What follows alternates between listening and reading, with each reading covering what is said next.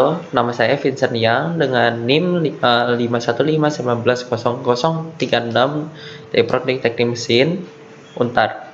Nah, kali ini saya akan menjelaskan tentang penelitian air putih dan susu skim bisa menurunkan asam urat tinggi.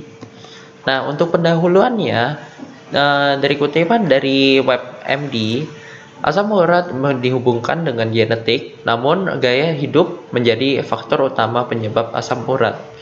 Baru-baru ini, para penelitian mengidentifikasi dehidrasi bisa menyebabkan asam urat naik. Para peneliti mulai mencari jawaban apakah air minum bisa mengatasi asam urat.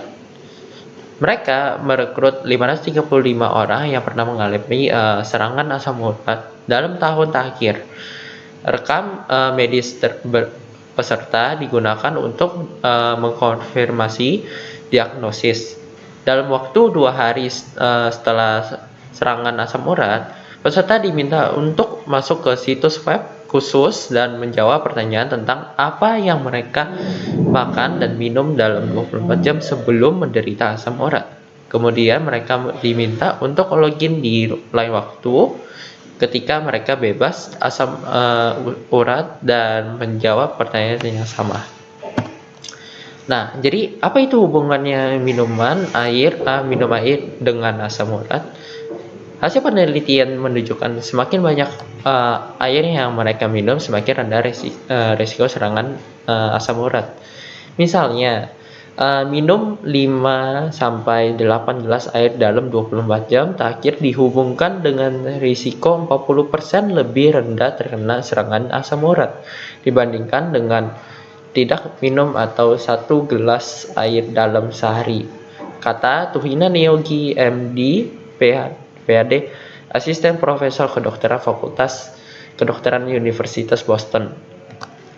Penelitian mengumpulkan sampel darah dan urin dari 16 sukarelawan sebelum mereka minum susu kedelai atau susu skim. Dan kemudian setiap jam selama 3 jam, hasil penelitian menunjukkan mereka yang minum susu kedelai kadar asam urat naik 10% selama 3 jam.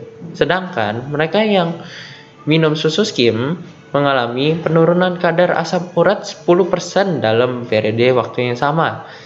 Sebagai perbandingan, Zyloprim, obat standar yang digunakan untuk mengobati asam urat, menghasilkan penurunan asam urat 20% sampai 30%.